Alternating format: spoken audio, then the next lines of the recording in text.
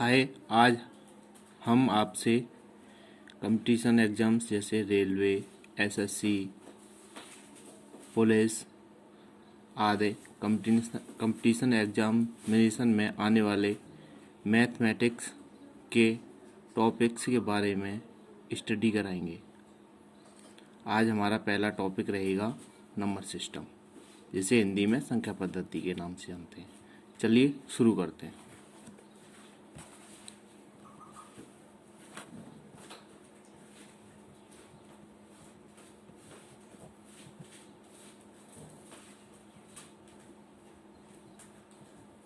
संख्या पद्धति।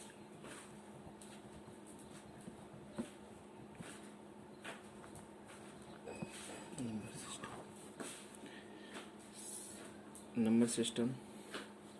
चलिए हम आपको सबसे पहले नंबर सिस्टम के बारे में बताते हैं। सामान्यतः कुछ नंबर सिस्टम नॉर्मली यूज में लाए जाते हैं, जैसे डेसिमल नंबर सिस्टम और binary number system. Decimal number system को हम दशमलव संख्या पद्धति कहते हैं तथा बाइनरी नंबर सिस्टम को द्विआधारी संख्या पद्धति कहते हैं। डेसिमल नंबर सिस्टम यानी दशमलव संख्या पद्धति वो नंबर सिस्टम होता है जिसे हम नॉर्मली यूज करते हैं, जैसे 10 अंक या 0 से लेके 9 तक, 0 1 2 3 4 5 6 7 8 9। ठीक है। डेसिमल नंबर सिस्टम में 10 संख्याओं का प्रयोग किया जाता है, इसीलिए इसे दशमलव संख्या पद्धति कहते हैं। आइए सबसे पहले हम आपको बताते हैं प्राकृतिक संख्याएं।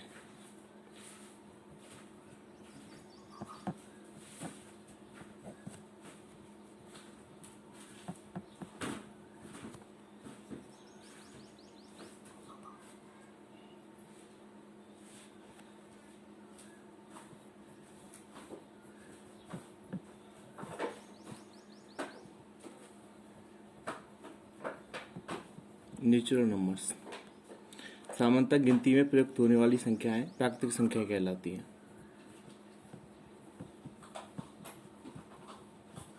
Up to infinity. पूर्ण संख्याएं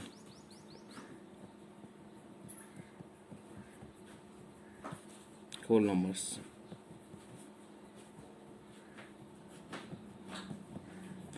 यदि प्राकृतिक संख्याओं में शून्य को भी शामिल कर लिया जाए तो वो संख्याएं पूर्ण संख्याएं कहलाती हैं।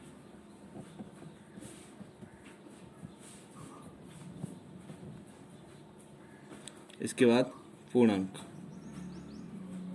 पूर्णांक को अंग्रेजी में इंटीजर्स के नाम से जानते हैं।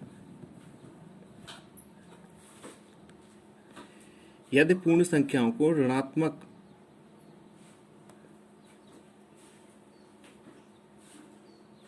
यदि पूर्ण संख्याओं में उन्हें ऋणात्मक अंक के साथ चिन्हित करके शामिल कर लिया जाए तो इस प्रकार प्राप्त संख्याएं पूर्णांक कहलाते हैं, जैसे 0 1 2 3 4 5 अप टू इन्फिनिटी। ये तो हमारे धन हैं ही। यदि इसको हम ऋणात्मक चिन्ह के साथ भी शामिल कर लें, -1 -2 -3 -4 -5 अप टू इन्फिनिटी। ये हमारे जो माइनस वाले होंगे ये ऋण पूर्णांक होंगे। ये जो 0 से राइट साइड वाले होंगे ये धन पूर्णांक।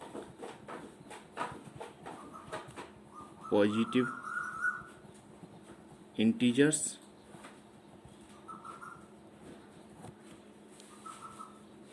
Negative integers.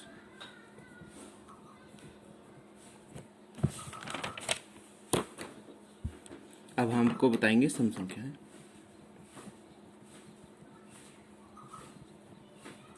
सम संख्याएं इवन नंबर्स और विषम संख्या।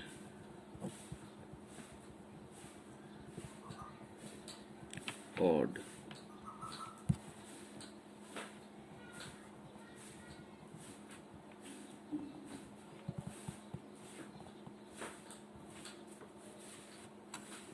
देखिए, वे संख्याएं जो दो से पूर्णतः व्यक्त होती हैं वे संख्याएं सम संख्या कहलाती हैं, जैसे 2 4 6 8 10 अप टू इन्फिनिटी।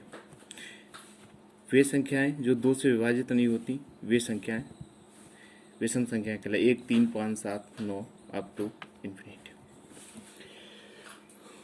दो लगातार सम संख्याएं या दो लगातार विषम संख्याओं के बीच का अंतर हमेशा 2 होता है। यानी कोई सम संख्या लें, यदि उसमें हम 2 जोड़ दें तो उससे अगली सम संख्या प्राप्त होगी। यदि कोई विषम संख्या लें उसमें से 2 जोड़ दें तो उससे अगली वाली विषम संख्या प्राप्त होगी। चलिए अब बताते हैं अभाज्य संख्या।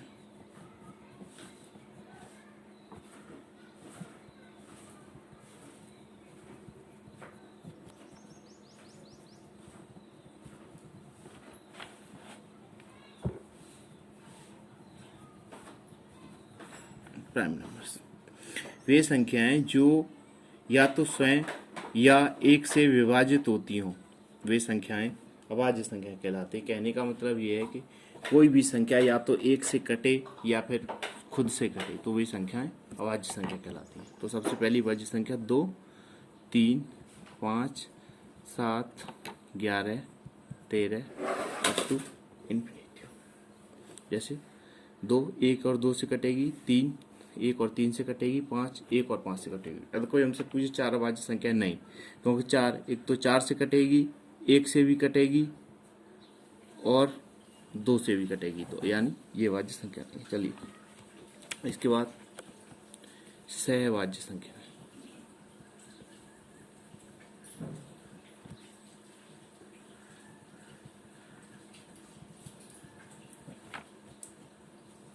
को प्राइम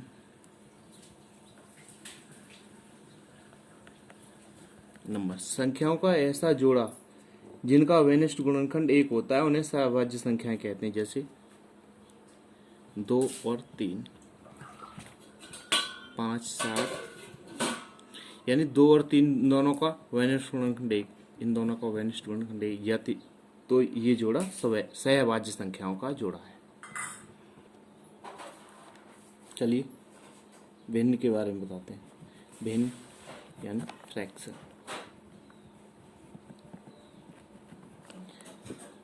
वह संख्या जिसे 2 पूर्णांकों के अनुपात के रूप में लिखा जा सके या वह संख्या जिसे P/Q के फॉर्म में लिखा जा सके जहां Q बराबर नहीं हो 0 के, तो वे संख्याएं भिन्न कहलाती हैं। जैसे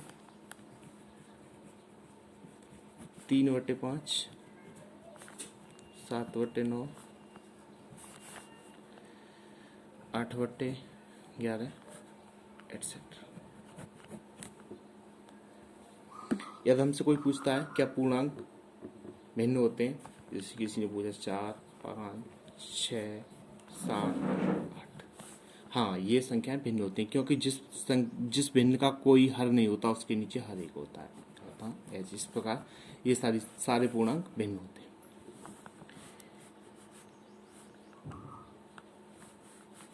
जैसे 3/5 है, ये हमारा अंश, 5 हमारा हर। अंश को अंग्रेजी में न्यूमरेटर, ये डेनोमिनेटर।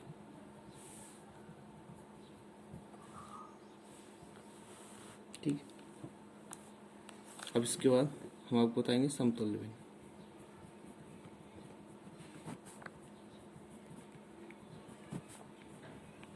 Equivalent fraction.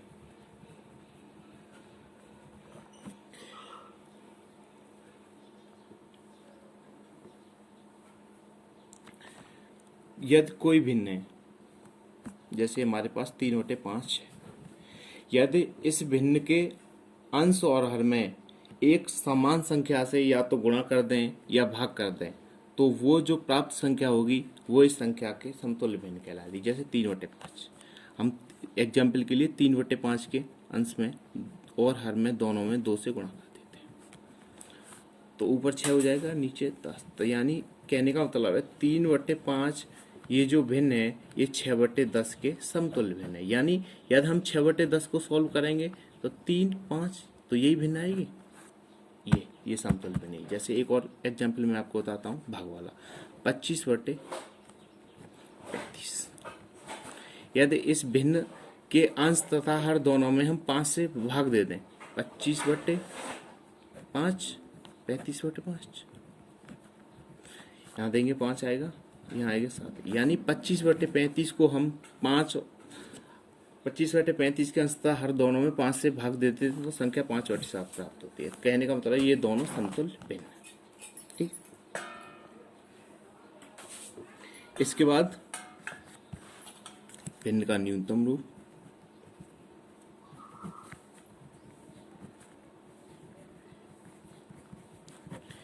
भिन्न का न्यूनतम रूप वो रूप होता है जब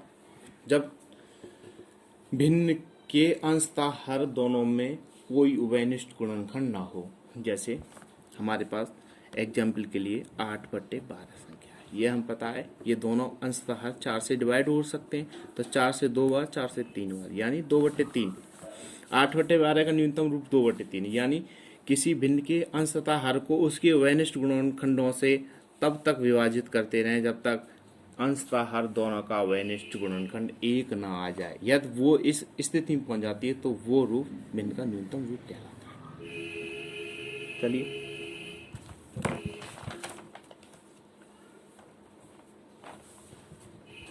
मैं आपको मिश्रित भिन्न के बारे में बताऊंगा।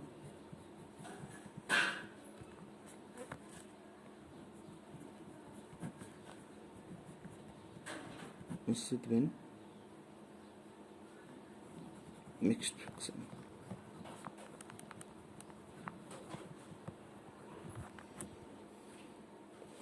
मिश्रित भिन्न पूर्ण संख्या तथा भिन्न से मिलकर बनी होती है। पूर्ण संख्या प्लस भिन्न, जैसे 4 सही 5/7, 9 सही 2/3, 6 सही 2/3, एटसेट्रा। इसे ऐसे भी लिख सकते हैं 4 + 5/7।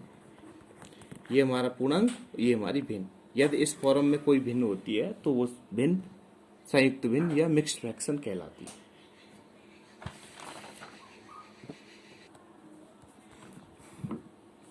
सामान्यतः किसी भिन्न का अंश उस भिन्न के हर से हमेशा छोटा होता है। यदि किसी भिन्न का अंश उसके हर से बड़ा होता है तो उसे हम उसके हर द्वारा अंश में भाग देकर उसे संयुक्त भिन्न के रूप में परिवर्तित करते हैं। जैसे हमारे पास कोई भिन्न है 24/7, हमें यहाँ पता है कि इसका अंश हर से बड़ा है तो 7 से डिवाइड करेंगे, 3 बार भाग जाएगा, शेष बचेगा 3, 3 से 3/7। इस प्रकार बता सकते हैं कि ये सरल भिन्न। और एक और एग्जाम्पल देखिए 25/9, 9 से भाग देंगे, 2 बार भाग जाएगा, 7 बचेगा। इस प्रकार ठीक है। इसे हम जैसे सॉल्व करने हैं 5 सही 2/3, तो इसमें क्या करेंगे 5 + 2/3 लिख सकते हैं। इसमें इसका 1 3, 5 × 15 + 2 17/3। अब देखिए हम संख्याओं की फेस वैल्यू तथा प्लेस वैल्यू कैसे निकालते हैं उसके बारे में आपसे डिस्कस करेंगे। माना हमारे पास कोई संख्या है 26,438। इसे तो हम नॉर्मली जानते हैं कि इकाई, दहाई, सैकड़ा, हजार, दसिया। ठीक, अब हम आपको बताएंगे फेस वैल्यू और प्लेस वैल्यू। फेस वैल्यू बोले तो अंकीय मान, और प्लेस वैल्यू बोले तो स्थानीय। अंकीय मान को जातीय मान के नाम से भी जानते हैं। इसके बारे में आपको कंफ्यूजन होने की कोई जरूरत नहीं। जैसे किसी संख्या में जो अंक की वैल्यू होती है वही उसका फेस वैल्यू होता है। जैसे यहाँ पर 8 है तो इसका फेस वैल्यू कितना होगा 8, 3 का 3, 4 का 4, 6 का 6, 2 का 2। अब प्लेस वैल्यू एंड स्थानीय मान। स्थानीय मान का मतलब होता है स्थान, यानी कोई अंक किस स्थान पर है। जैसे 8 को हम बोले इकाई के स्थान पर, तो 8 की वैल्यू 8। अब यहाँ 3 को बोले तो 3 है दहाई के स्थान पर, दहाई के लिए 10 का गुणा करेंगे, 1 0 लग जाएगा, 30 हो जाएगी वैल्यू। 4 की बोले तो 4 सैकड़ा के स्थान पर, तो सैकड़ा के लिए 100 का गुणा कर देंगे, तो इसकी वैल्यू 4 का प्लेस वैल्यू कितनी होगी 400। 6 की कितनी होगी 1000 के स्थान पर है तो 6000। और 2 की बोले तो 20,000। ठीक है, इसका मैं आपको एक और एग्जाम्पल समझा देता हूँ। जैसे किसी ने बोला हमें 15,625 ये संख्या दी हुई है, यदि इसके फेस वैल्यू बोले यानी अंकीय मान 5 का अंकीय मान 5, 6 का 6, 1 का 1 और 5 का भी 5, 6 का 6। यदि इससे प्लेस वैल्यू पूछे यानी स्थानीय मान, तो 6 का किसी ने पूछा, तो हमें पता है 6 कौन से स्थान पर है, सैकड़ा के स्थान पर, तो 6 की प्लेस वैल्यू कितनी हुई 600। इस वाले 5 की 5, इस वाले की पूछे कोई तो ये 1000 के स्थान पर है तो 5000, सीधी सी बात है। किसी ने 2 का पूछा तो 2 का कितना 20। ठीक है, आया समझ में। अब हम आपको बताने जा रहे हैं किसी संख्या को 2 से 3 से 5 से 6 से 8 से 9 से और 11 से आसानी से कैसे काट सकते हैं। यानी अब आपको संख्याओं से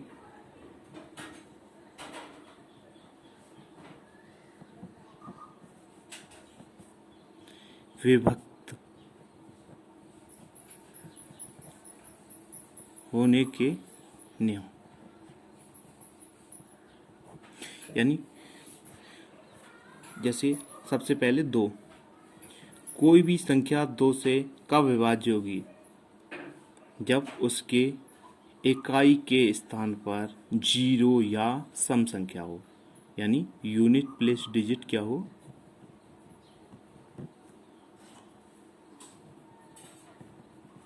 यानी इकाई का अंक क्या हो 0 या सम संख्या, यानी सम संख्या मतलब 2, 4, 6, 8।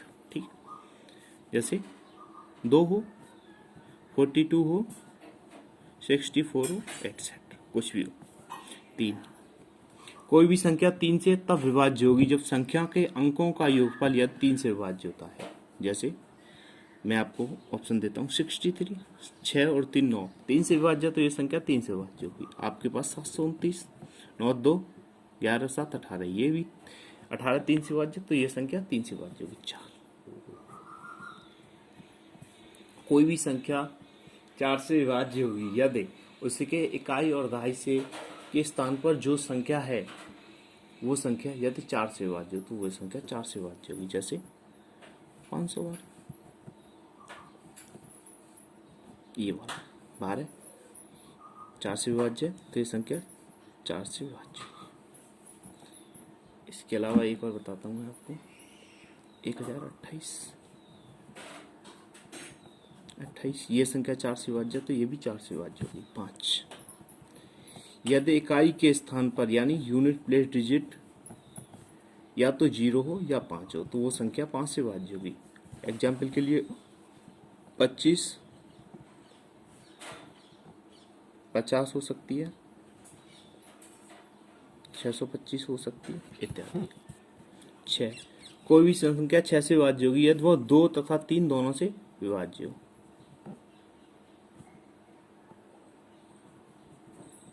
दोनों से विभाज्य। इसके बाद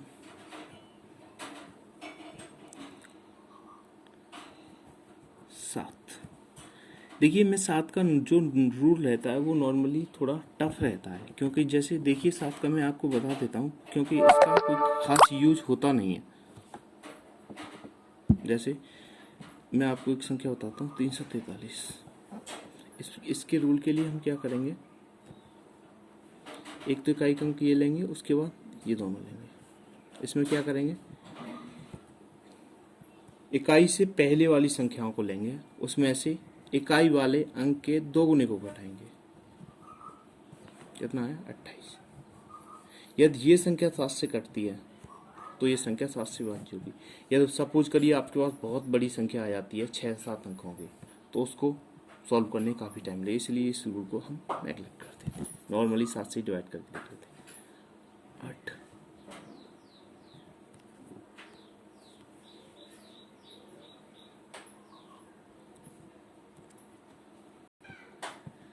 कोई भी संख्या 8 से विभाज्य होगी यदि इकाई यानी इकाई धाई सैकड़ा यानी 3 इकाई से 3 स्थानों की संख्या यदि 8 से विभाज्य हो। जैसे हमारे पास एक संख्या है, हमें आपको देखना इकाई धाई सैकड़ा, इन तीनों को टिक करना। यदि ये संख्या अगर 8 से विभाज्य होती है तो ये संख्या पूरी 8 से विभाज्य होगी। इसको चलिए चेक करते हैं। 8 से डिवाइड करते हैं, 8 ने 72, 3 8 चौक 30। ये संख्या 8 से विभाज्य है तो कह सकते हैं ये पूरी संख्या 8 से विभाज्य होगी। 9 के लिए जो 9 का होता है वो सेम 3 के जैसा होता है। यदि संख्या के अंकों का योगफल 9 से विभाज्य है तो वो संख्या भी 9 से विभाज्य होगी। जैसे 729, देखिए 9 2 11 7 18, तो ये संख्या योगफल 18 विभाज्य 9 से, तो ये संख्या भी 9 से विभाज्य। 9 का और 3 का सेम रूल रहता है। इसके बाद मैं आपको बताता हूँ 11 का रूल। 11 के रूल को आप सावधानी से देखिएगा, देखिए समझिए। इसमें क्या करेंगे हम? सबसे पहले कोई भी संख्या जो हमें दी जाएगी उस संख्या के विषम स्थानों के अंकों का योग निकालेंगे तथा सम स्थान के अंकों का योगफल निकालेंगे। जो दोनों का योगफल आएगा उसका अंतर निकालेंगे। यदि उसका अंतर या तो 0 आए या 11 से विभक्त हो जाए तो वो संख्या 11 से कट जाएगी। जैसे मैं आपको बता 1331। देखिए विषम स्थान के अंकों का योग क्या होगा? 1 + 3। सम स्थानों के अंकों का क्या होगा? 3 + 1 कितना? 4। दोनों का डिफरेंस कितना? 0। हमारा रूल्स के अकॉर्डिंग 0 मिल रहा है तो ये संख्या 11 से विभक्त हुई। या तो यहाँ 0 मिल जाए डिफरेंस या 11 से विभक्त मिल जाए। 11 मिल जाए, 22 मिल जाए, 33 मिल जाए, तो ये संख्या 11 से निश्चित तौर पर ही विभाज्य हो जाएगी। अगली वीडियो में हम आपसे नंबर सिस्टम से रिलेटेड क्वेश्चंस के बारे में डिस्कस करेंगे। चलिए आज की वीडियो में बस इतना ही।